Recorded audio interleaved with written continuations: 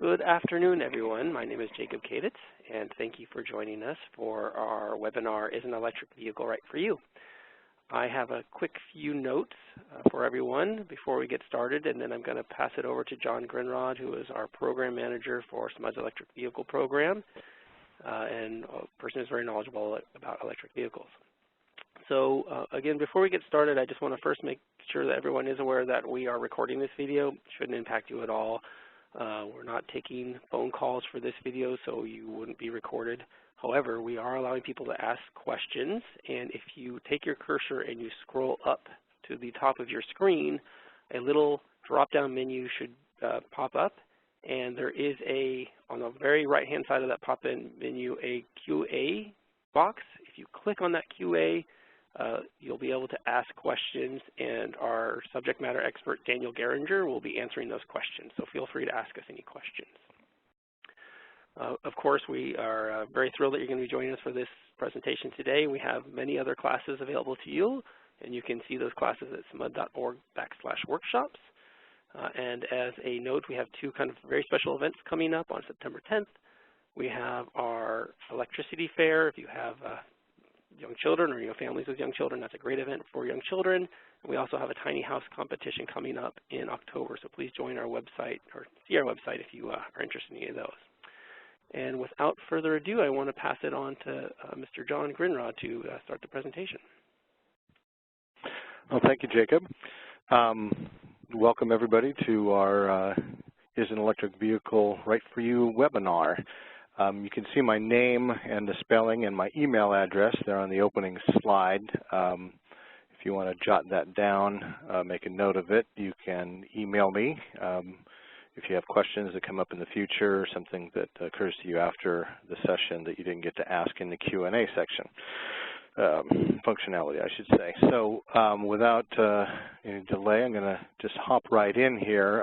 Let me just explain that this is covering the very basics of electric vehicles, and that we will have opportunity, of course, to your questions to go a little bit more in depth, and there's just a lot to be said. And so what I tried to do in putting this presentation together is cover some things that seem to be give a little bit of a context for the history of electric vehicles, and also seem to be questions that come up on a lot of people's mind. And I'll attempt to answer those here, but there's a lot more to be said and a lot more depth that can be explored beyond what we're going to cover here. So I wanted to start off with a little bit of a history of electric vehicles so we could kind of get a context from where we're at today, where it all started. And the first electric vehicles appeared back in the mid-19th century, so in the mid-1800s. There were, little electric cars that may have had a battery that once the battery was done, then you had to go get another battery and put it in. They weren't rechargeable. So toward the later part of the 19th century, you started to see actually functional production cars come into play, and the first production electric car was introduced in London back in 1884. So what made the car practical was the fact that we had rechargeable batteries, so that you didn't have to just replace the battery. You could go plug it in, recharge it, and then you can head out back to the store again.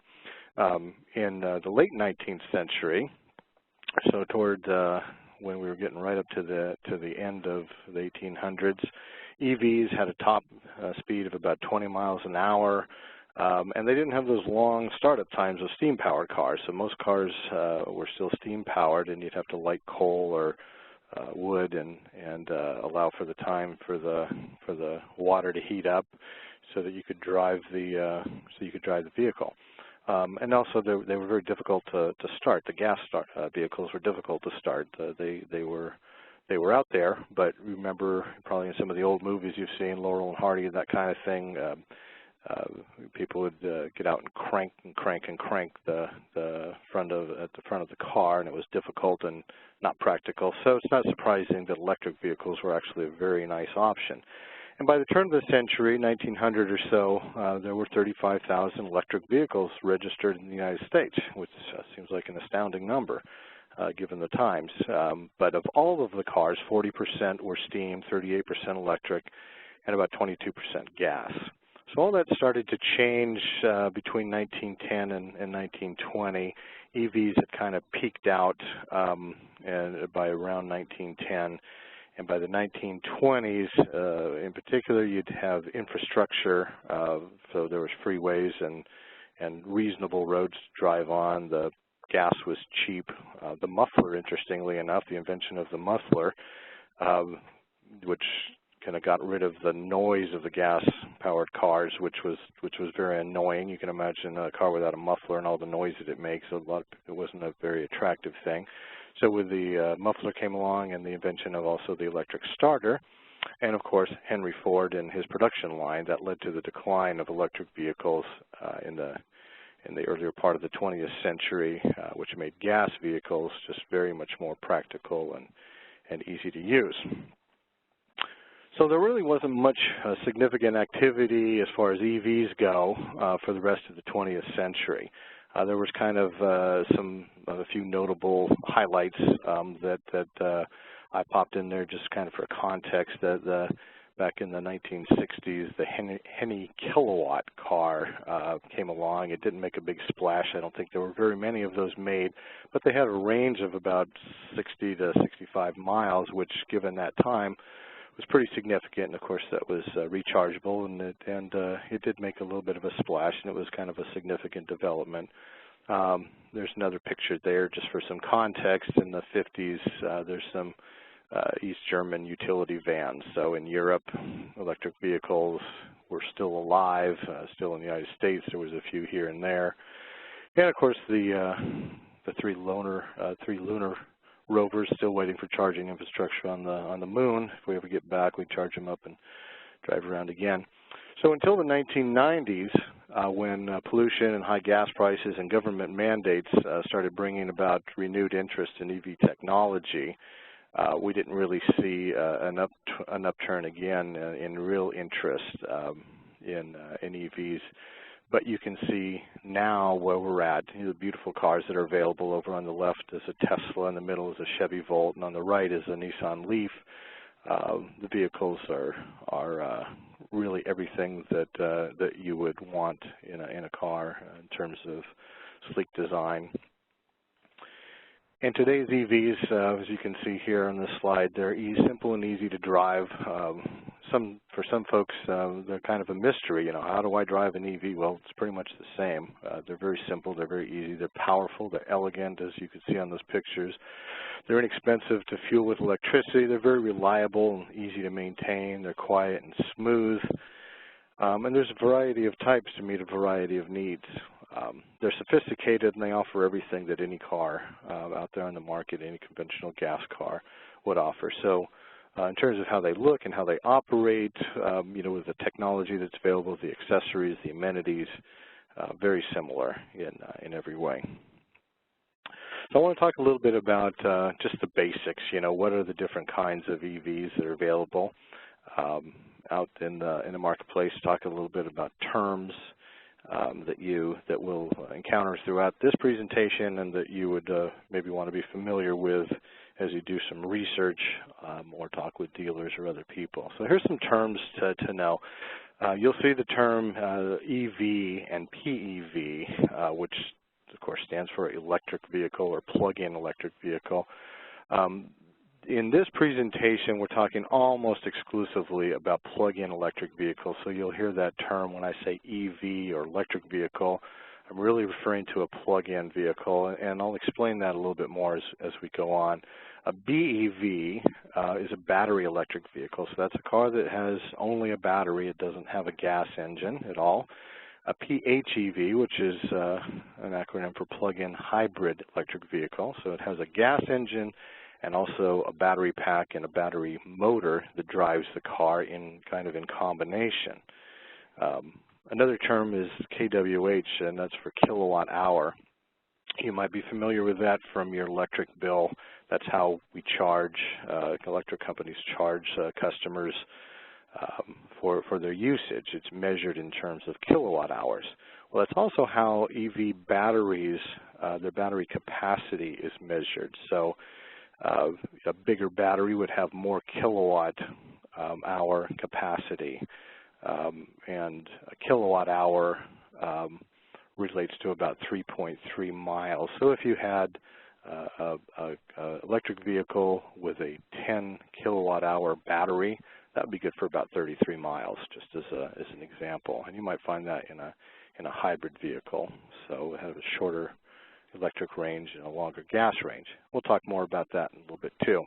Another term that we'll see a little bit later and when we talk about charging is EVSE. It's an acronym for Electric Vehicle Supply Equipment, also sometimes referred to as Electric Vehicle Service Equipment.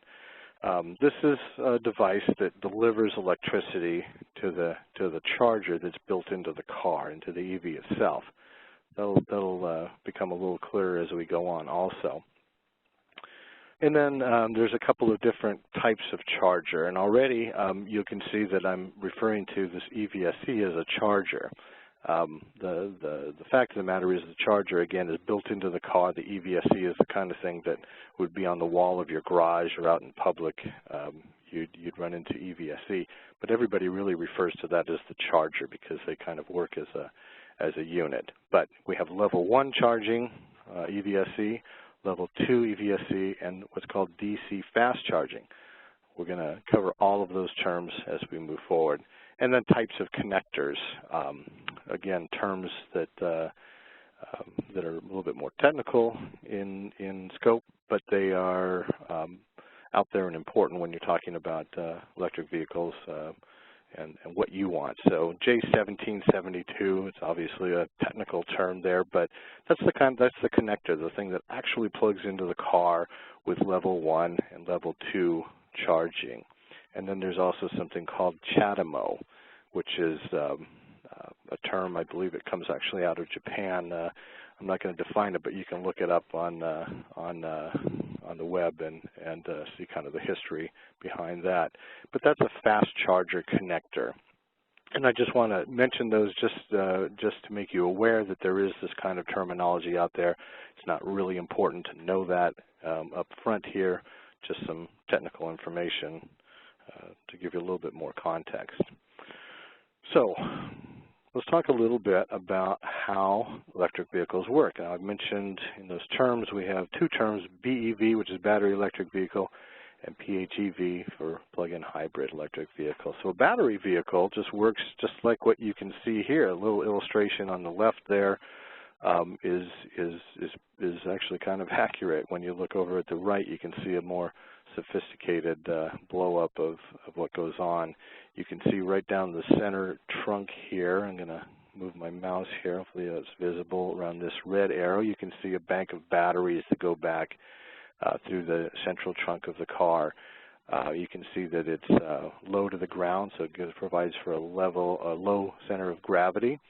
And that's somewhat typical of how a battery configuration might work. And then, of course, up here, what this is a big electric motor. There's a lot of other components to it, some of which we'll touch on a little bit.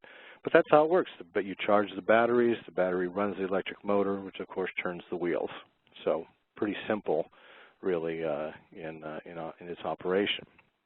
Now, this is contrastable with a plug-in hybrid vehicle. So it has a battery pack. Now, there's lots of different hybrid models out there, and they range in how they work and in their functionality. So we talk in terms of electric range, and plug-in hybrids typically have an electric range of about 10 miles up to 53 miles of just pure electric range before that gas motor kicks in. So that gas motor kicks in for longer trips, and the electric range is great for getting around town, or even at that 53 miles of electric range is plenty enough for most commuting situations. But if you need to take a long trip, you've got that gas that kicks in, and you don't have to worry about running out of charge. There's several advantages to driving electric, and of course maintenance is one of the big ones. So battery electric vehicles, they don't have any oil in them. They use no oil, so they have no oil changes. They also have what's called regenerative braking, so there's a lot less brake wear. So this applies for both battery electric and hybrid vehicles. This regenerative braking, when you press on the brakes, the inertia in the car, instead of having a couple of brake pads squeeze on a rotor or on a brake drum, which slows the car down by friction, it actually engages a generator. So when you push on it, it's generating electricity. This generator turns, the car slows down, the generator charges the battery. So it's also that regenerative braking. When you're going down a hill, it kicks in a little bit to charge those batteries at the same time. There are a lot fewer moving parts and a lot less friction involved with an electric motor than there is with a gas motor. So there's fewer mechanical breakdowns, and that saves you money in the long run. The engines on hybrids don't work as long or as hard, and so even those gas engines on the hybrids last longer. There's a lot less heat generated overall. As you can imagine, we all know that we've all seen cars that have overheated, probably been in them. Less likely to happen in an electric vehicle, but the point there is that there's a lot less heat generated, so the parts last longer too. So these cars tend to last longer, and overall those lower maintenance costs save you money. So another big question that I get asked often is, what's best for me? So there's several things to consider. The average California driver drives about 40 miles a day. So you can think about your own situation, how far you drive in an average given day. That's pretty much a commute. And the weekend driving, as we'll see in the next slide, tends to be a little bit different. But on average, about 40 miles a day. So battery electric vehicles, again, all electric, typically have ranges of from about 80 to up to 265 miles of range on a full charge. There's some that are up a little over 100, and I understand now that even some of these vehicles are that will be coming out in the near future are up over 300 miles in range. The hybrid vehicles, again, the electric motor and gas engine, they'll have an EV range, so it's just all electric, as much as 53 miles. Just electric range, so only the electric motor is working up until that battery is exhausted and needing to be recharged. But after that, the gas engine is kicked in, and some of these have up to 620 miles of total range between the battery and the gas. So, I mean, you could get in the car and drive from Sacramento to New York and, of course, fill up with gas a few times. But that's just kind of demonstrating that if you do a lot of driving, a long-range driving, a hybrid might be better for you than a battery. But if you're a battery-only vehicle, but if you're mainly commuting and around town, then electric vehicle, all electric, can be a much better choice. Price range is another thing that people want to consider. There are out on the market electric vehicles ranging between $19,000 and $136,000 on the base cost range. So a few of them over $1 million, of course, is like anything else. Those are the outliers, but lots of cars lots of models in the price range that most of us are looking at. Just want to make a little point when I say typical range up under that first bullet, that the battery driving range can be affected by a lot of different factors. You know, cold and heat can have an impact, weather, a lot of stopping and going, driver habits, if varies with, of course, with the driver. If you're using the air conditioner, if you're going up a lot of hills, it's using more power to do that. So a typical range can be influenced by those and other factors as well. So just be aware of that. When you're going to choose an EV, some further considerations that you may want to think about is, what are you going to use it for? So a battery electric vehicle is a great choice for intermediate to long-range driving. I say long-range because, again, remember, some of these vehicles have ranges of 250 and soon to go over 300 miles.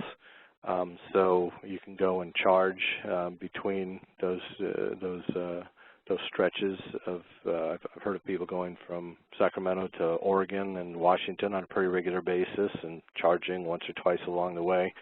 same thing going out to Colorado. So it can be a good choice for long-range driving. Of course, lower electric range vehicles are great choices for commuting. You know, another consideration there is the fact that electricity is a low-cost fuel option, much lower than gas. And we'll get into that a little bit later. Another thought when choosing an EV is, you know, do you have another vehicle? So some people rent a gas-fueled vehicle if they have to go on a long trip, but almost all of their driving is shorter range. Those are all considerations with a battery electric vehicle. Now on the plug-in side, it's a great choice if you know that you got to do a lot of long-range driving. You go back and forth to Southern California or up to Oregon a lot, and you don't have a second conventional gas vehicle. Maybe a hybrid is a better option for you because you don't really have the range issues there. And a lot of the battery electric vehicle households, they'll have just battery for commuting and a hybrid or a gas engine car for those longer trips. Considerations you might want to think about: what are you going to use the vehicle for? So I want to talk a little bit now about fundamentals of charging. We touched on a little bit a few of the terms: level 1, level 2, and DC fast charging. So let's dig in a little bit. We talked about EVSE. Over to the right there is a kind of a picture of a typical public charging, or maybe a workplace charging situation where there are EVSE units on the wall and some graphics there. And then you also have, you know, a picture down below that of you know, something that you might typically have in your own garage. So the EV, as I mentioned previously, has the charger built in. The EVSE connects the electricity to the charger, it regulates the flow, and it communicates with the EV, and the car tells it when to shut off. It's got enough charge, and so then the EVSE shuts it off.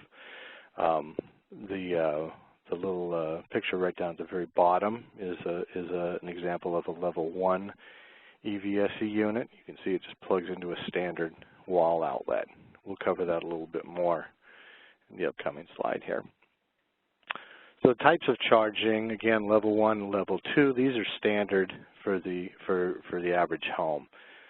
Again, going back to you know, a hybrid vehicle doesn't need as much charging, it doesn't have as much capacity, so it doesn't need as long to charge. So over on the left, that blue picture there is a level 1 charging unit, and they would plug that again into the standard 120 outlet. The picture there in the middle is that J1772 plug. What that is just that's what plugs into your car itself. So I just wanted to give a little close-up of that. And now the picture over on the right is kind of a standard level 2 public charging. And level 2 is a 240-volt outlet. It would be very similar to what your electric dryer uses. If you have an all-electric dryer, uses 220 volts, so that you have that. Your air conditioner, if you have an electric stove or oven, those appliances would run on 220. All houses have 240. All houses have 240 volt capacity. And so the charging standard for the home is either the level 1 or level 2. Now the advantage of a level 2 charger, so if you had a battery electric vehicle, you'd want it to charge faster probably because it needs a lot more electricity to charge it up, and a level 2 charger charges at least twice as fast as a level 1. Hopefully that makes some sense, and we'll touch on that a little bit more as we move forward. And then DC fast charging, I mentioned this is public charging, so this is not something that you would have in your home. It's a very high-powered public charging, so you would look for this at some places like there's a few Rayleighs here locally in town that have DC fast chargers. I believe there's about currently 9 DC fast chargers in our area, so throughout Sacramento County, and there are more coming all the time. But if you look at the picture in the upper left, that's the plug. So remember, in the previous slide, go back here in the middle picture right here, that's the J1772. So that's a standard home type charger. You also might see this out in public charging at Arden Fair Mall, for instance, has level 2 charging. There's lots of those around town. The DC fast charging plug looks like this. So the DC fast charger, this is a picture of an actual charger, a configuration on an electric vehicle, and this plug fits into this receptacle right here. This receptacle over here, the second one on the same car, obviously, is set up to receive a level 1 or level 2 charger, that J1772 plug configuration. Hope that's not getting too technical, throwing too many terms out there. But you can just see the differences. This is for a quick charge, and I want to point out over here that the fast charger will charge most EVs to 80% of their capacity in 20 to 30 minutes. So it's not that much longer than a trip to the gas station. This is not for all EVs. A hybrid, for instance, has no need for that fast of charging, so you're not going to see this on a hybrid vehicle. You also wouldn't see it probably on some older EVs, but most new battery-only vehicles are going to have the capacity for this DC fast charging. Here's a picture of a fast charging station. That's at SMUD headquarters, and we have a few more out there around the area, which I will cover in a future slide here. So another question that a lot of folks have is, where do I charge my EV? Well, the overwhelming answer is at home. Most charging takes place for folks at home, and that's certainly the most convenient and the easiest way to do it. So your gas station is your garage, and you have an endless supply of electricity at 55 cents per gallon. That's at SMUD's discounted off-peak rate, but that's the equivalent of what electricity costs at that rate versus gasoline at typically around $2.50 a gallon out there. So it's odorless fuel in your home. You get home, you plug it in, and you go in for dinner. Is kind of a typical scenario. The car, again, the EV and the EVSC, they communicate with each other, so you can set that up to where it kicks on at midnight. It doesn't just necessarily start charging right when you plug it in. You can program it for that. You can program it to start charging right when you plug in or at a certain time, and that's because that off-peak charging time from midnight to 6 at SMUD, the cost of electricity at that time is less expensive. And again, we'll cover that a little bit more in a few slides. So the question also is, do I need a special charger at home? So all EVs, plug-in hybrids and battery electrics, they come with a level 1 charger. And that's, again, the one you plug into a 120-volt outlet and plug it right into your car. And with that, you can put about 30 miles of low-cost energy into your car with the equipment that comes with it. So that's absolutely fine in just about every case with a hybrid vehicle. And even with a battery electric vehicle, depending on your driving pattern, you may not need faster charging, but most people with a battery electric vehicle will opt for a level 2 charger. Or should I say a level 2 EVSE. Those cost around in the area of about $600 plus installation, which you'd want to have done by a licensed electrical contractor. You can see on the picture there on the right, a young woman is just plugging into a car. That's as easy as it is. You plug it in and you walk away. Few final thoughts on charging. I have a couple more slides on that. So the average EV in the SMUD territory charges at about 8.8 kilowatt hours per day. So that's about 30 miles of range at home. So that costs around $230 per year at our EV rate. Of course, a battery electric vehicle may use more than that 8.8, but the average is 8.8 per day. Over to the right there, the public charging typically costs around 23 cents per kilowatt hour. So if you look down below there, the picture, it says NRG EV Go on the charger. You'll see those around SMUD territory. Again, I think I mentioned there's 8 or 9 of those out there right now. You might see that at a Raley's parking lot. I've seen them at a particular Raley's here in our territory down in Galt. And and I actually have the number there. The number of fast chargers right now is there's 8 public DC fast chargers, and there's a couple more for Tesla. And I should mention, if you have a Tesla, if you're looking at Tesla, they have their own unique type of charging. They do make adapters that you can use these other types of public chargers, available. You can plug your Tesla into, say for instance, this EV Go charger, and Tesla has their own proprietary chargers. There's a few of them around the Sacramento County area, and of course at Tesla you can also charge in your garage as well. There's lots and lots, I want to say around 140 or close to 200 level 2 public chargers. So you might find them at a Walgreens. They're at Arden Fair Mall. SMUD has several of them around. We have some here at SMUD headquarters, but they're all around the county. So you have opportunity to charge in public, so you don't have to be too concerned that you're going to be out and not be able to get a charge.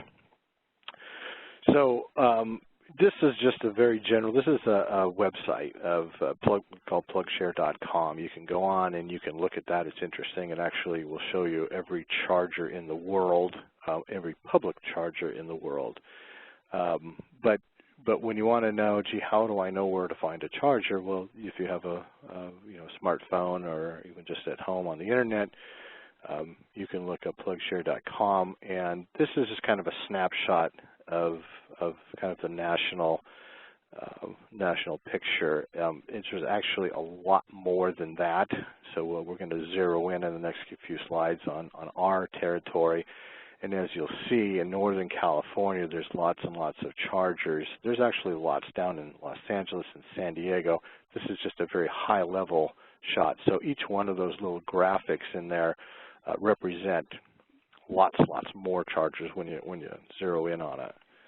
So, for instance, here is the general Sacramento area. Got Elk Grove right here in the middle.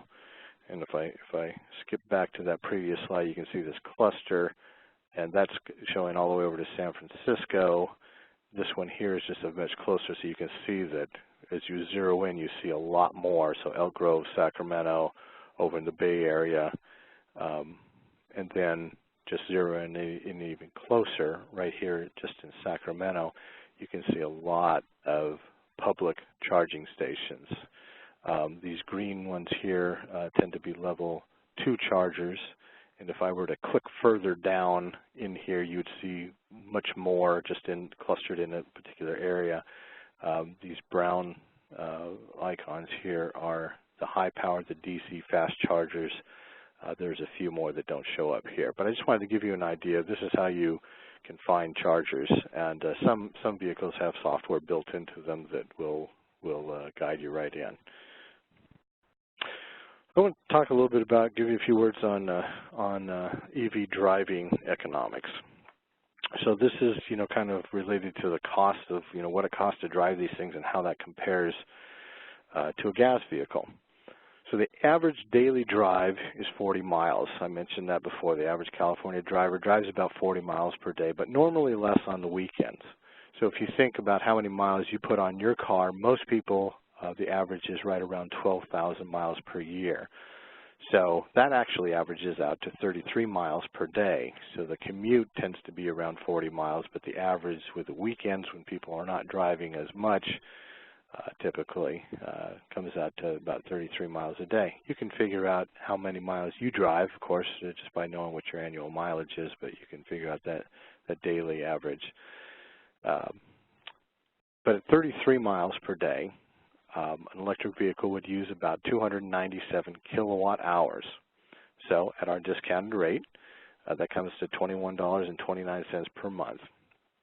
So that's pretty low. So that's $22 a month, less than $22 a month for average driving around town and around the area.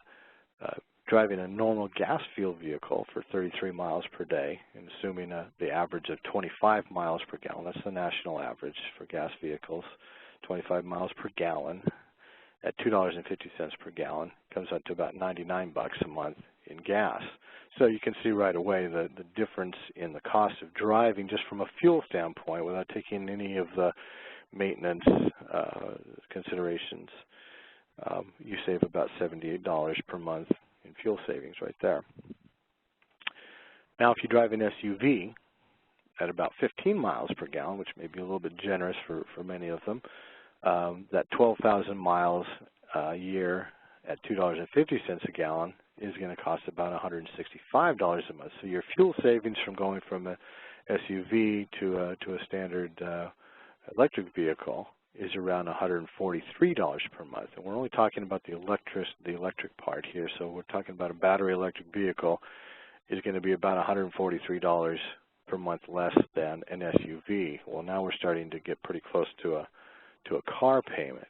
And if the price of gas were to go up, let's just say it went up about $1 from where it seems to be right now, and go up to $3.50 a gallon, so that same 15 miles per gallon SUV or truck at that same 12,000 miles per year kicks you up to $233 a month. So now we're talking about a $211 per month saving with driving an EV. And electricity costs tend to be a lot more stable than gas costs, as I'm sure you're aware of from your own experience. Over on the right there's a picture. I actually took that picture myself. I borrowed a friend's, I think it was a Navigator SUV, and you can see the average fuel economy there was 13.7 miles per gallon.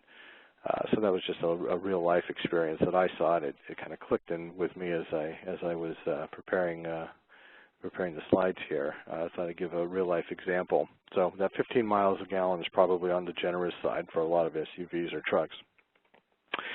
And then when it comes to purchasing an EV, I wanted to share a few slides on the considerations for when you go to purchase it. So we just talked a little bit about the economics of driving. What about buying them? How do they compare? So you may be aware that there are some incentives from the government and actually from SMUD, and I will touch on those in a few slides. But in general, the range tends to be about $19,000 to $136,000 for normal production vehicles. These are just cars that you would drive around town. Many of the models are available in the 20 to 40,000 mile range. This again is before the incentives. So it's the higher end luxury models that tend to be up in the $70,000 to $100,000 range. The Teslas that are out now tend to be up in that higher range. Mercedes and BMW also have some of those higher range vehicles, but Chevys, there's the Chevy Volt and the Chevy Spark that are in that 20 to 40,000 mile range. Fiats, some Fords, all in that range as well. And of course you can, if you have a particular preference, you can check out any of these manufacturers' websites and get the lowdown on that. So the incentives that are available include a federal tax credit of up to $7,500 on new EVs. That tends to be on the battery electric vehicles. I'm not sure if the Chevy Volt is up that high, but $7,500 is a pretty good chunk of change, and it brings it down into that comparable to a conventional gas vehicle. Also, California's Clean Vehicle Rebate Project, or CVRP, has a rebate of up to $2,500. That's just a check that they'll send you if you buy or lease a new EV. I want to make mention here that that program ran out of funding a few months ago, and while the legislature works on renewing that, they are taking names on a waiting list and presuming that that is funded again. All of those payments would go out on an ongoing basis. That's just a check they send to the purchaser or leaser versus the federal tax credit is something that you take off your taxes. And on leases, when you go to lease an EV, most of the time the dealers build that into the price. They actually take that tax incentive themselves, and it lowers the price considerably, the leasing cost on it. And then also down at the bottom, SMUD, SMUD's EV bill credit. So that was the off-peak rate that I mentioned earlier, and I'm going to hit that a little bit more again in a few slides. But that is another incentive that's available, the lower cost of electricity from midnight to 6.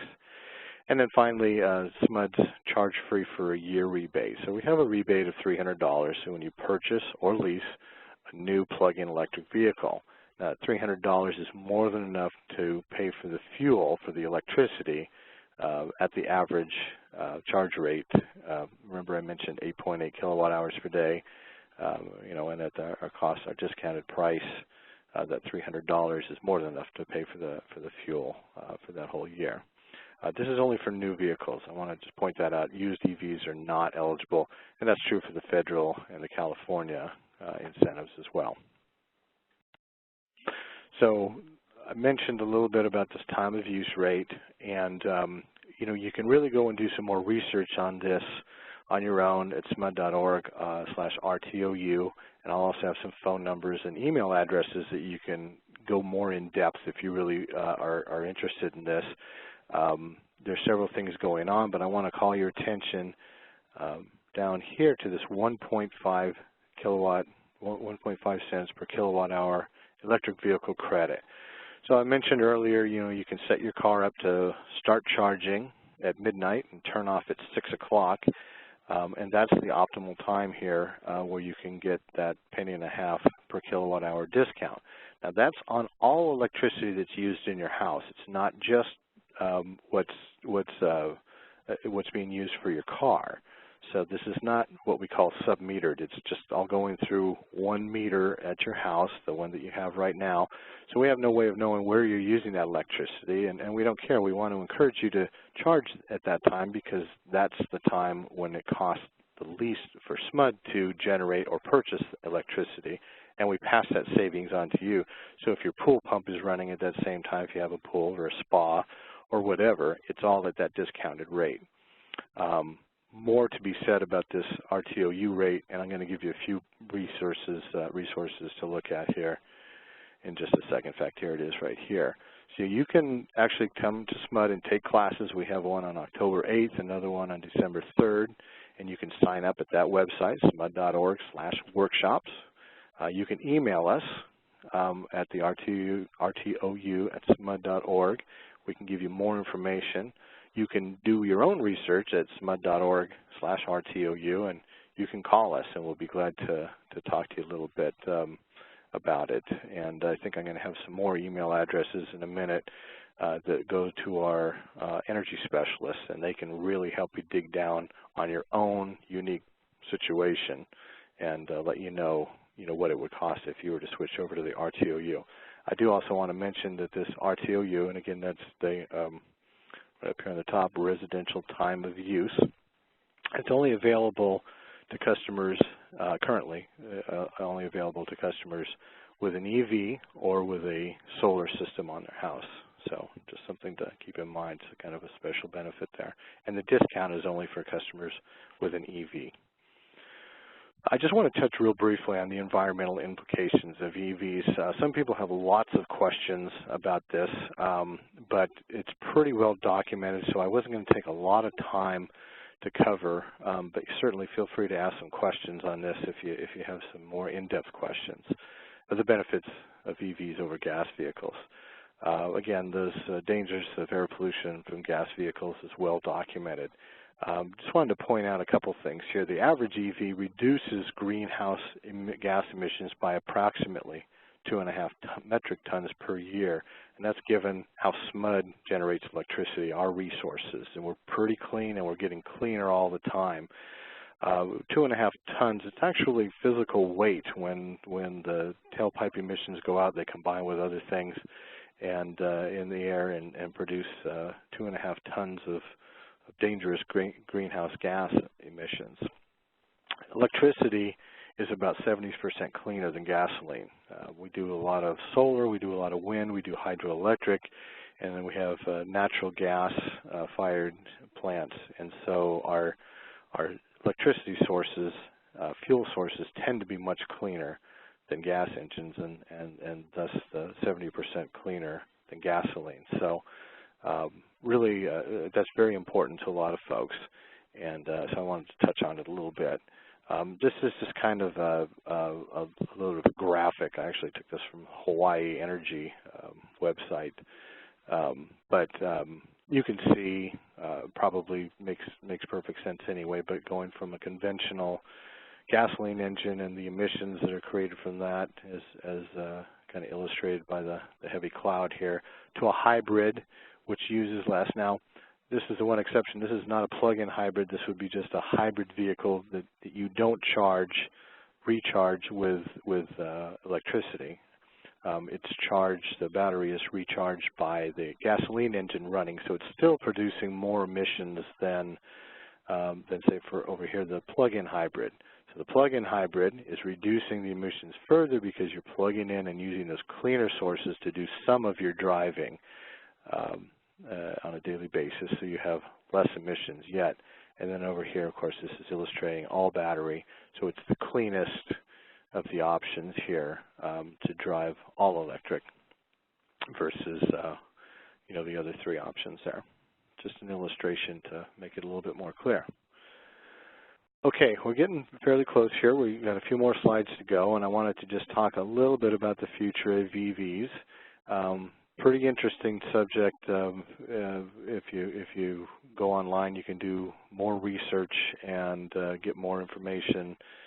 I mean, there's tons of stuff. Some really interesting videos on YouTube on self-driving cars, which of course is not unique to EVs, but that's definitely where electric vehicles are going also. So electric vehicles are starting to peek into the mainstream here. Now, this is a graph that shows some national statistics over the past several years. They've gone from a kind of a relative novelty just a few years ago in 2013. They're really starting to peek into the mainstream today. This is going through the first quarter of 2016, but I really wanted to illustrate the steady climb. The climb is going to continue to go up. As of about the end of the first quarter, there's somewhere around 225, 230,000 electric vehicles throughout the nation. The vast majority of those are here in California, centered especially in the Bay Area, in Southern California, San Diego, and Los Angeles. But you can see that this is really catching on. The next slide here is a kind of a projection of where we see PEV adoption going in Sacramento County. Now, if you look over here in 2016, we're still pretty low, but it's climbing up. We're at about 3,500 to 4,000 residential electric vehicles right now, but you can see this projected growth as the infrastructure grows, as the awareness grows with folks just like you who are wondering and looking into what are EVs all about, and as the benefits really become known and increasingly adopted, we're seeing by 2036, about 20 years from now, pretty much an exponential growth here up to this range here. A couple other things impacting that future is the infrastructure that's in the work, and this is a big deal. We talked a lot about home charging, and that's where most of this charging goes on. But as people want to drive further distances, as the battery ranges, as the new battery technology and capacity improves, and it's improving almost daily, you've probably seen some of those stories in the news, then longer distances are becoming more and more feasible, and so more and more infrastructure is needed. When you get in your standard gasoline engine car and decide to drive 500 miles, you don't think about, well, where do I have to stop for gas, because you know that there's gas stations all over the place. Well, that's what's beginning to happen now with charging infrastructure. So in the past few months, the California Energy Commission has awarded over $9 million in grants for charging on major transportation corridors in California. 61 DC fast chargers that we talked about at 41 sites along Highway 5, Interstate 5, Highway 99, and 101, and then a bunch more level 2 chargers. out and around, up and down areas that are close to major transportation corridors. So I mentioned earlier that SMUD currently has 3 DC fast chargers and more planned locally. There'll be 3 more opening up before the end of this year, and we have 6 per year planned in partnership. We're offering incentives for businesses to install those. We plan on 6 more per year through 2020. So we hope to see a lot of just DC fast chargers that people can know that they're there. They can go and use them, fill up real quick while they run into the grocery store or wherever they have to be located. And overall, public charging is on the rise. It's coming in to play more and more, and also workplace charging, which is very important to a lot of folks to have when you go drive into work. If you have an EV, you'd like to be able to go in and charge at work. And so we've also found that that's a component, and that's increasing all the time as well. So we're seeing more and more infrastructure come in. So we're just about wrapped up here. I wanted to give you a few more resources that you can check and that you can get more information. So there's smud.org/PEV. Lots of information there on rebates, incentives, just overall information on EV ownership. I would like to particularly highlight there's several links on the Considering an Electric Vehicle page. You'll see if you go to smud.org/PEV and click on Considering an Electric Vehicle, it takes you to a lot of information, some of the stuff we've talked about now and more. You can also go to pev@smud.org, of course, an email address, or you can call that phone number there, the 732-6938. You have to leave a message there, and one of our energy specialists will call you back or email you back and can really help you dial in on what would the RTOU rate, for instance, mean for you, and you're, kind of overlaying your typical usage, and also answer questions about how owning an EV might impact your electrical use. And then, of course, smud.org/RTOU, or the RTOU@smud.org. Email address has more information. The email address, you can ask questions specifically about the rate and the impacts to you. And if you just want to look over the information, check out that website. So that is what I have for you today. I hope that this has been helpful, useful to you. If you recall my email address, john.grindrod, and that's GRINDROD @smud.org. Feel free to shoot me an email if something comes to mind after we're done here.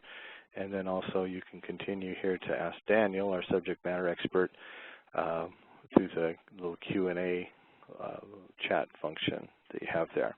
I hope this has been helpful to you. I hope that it's answered some of those basic questions, and look forward to helping you more. Really encourage you to dig deeper and looking into an EV. Thank you, John, and everyone. That concludes our webinar today. Again, to repeat John's thanks, we hope you appreciated the webinar and got some great information out of it. And John, that was fantastic, so thank you. So we hope to see you at some of our future classes and future webinars, and we hope everyone has a wonderful day. If we don't have any questions pop up, we will go ahead and close the session. So this is John again. I also should mention that the Sacramento International Auto Show coming up at Cal Expo, I believe that's October 21st through 23rd. We're going to be having a ride and drive there. So if you want to come and actually test drive a vehicle, you can get a ticket and come on out, and we're right up near the front gate. It's a great opportunity to learn a lot more and to actually get behind the wheel. Of course, you can do that at any of the dealers that sell EVs as well. Thank you. Thank you, John. And since it doesn't look like there are any questions, we will go ahead and close the session. So thank you so much for everyone, and have a wonderful day.